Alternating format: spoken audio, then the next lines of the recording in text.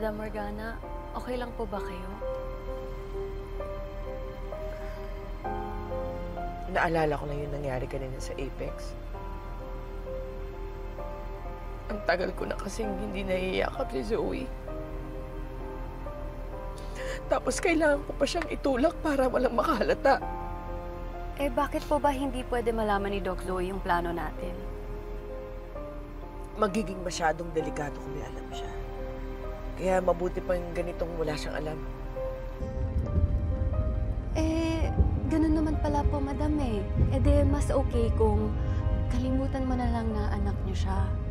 Panindigan niyo na ikaw si Morgana Go, hindi na si Moira. Mababago ko yung itsura ko.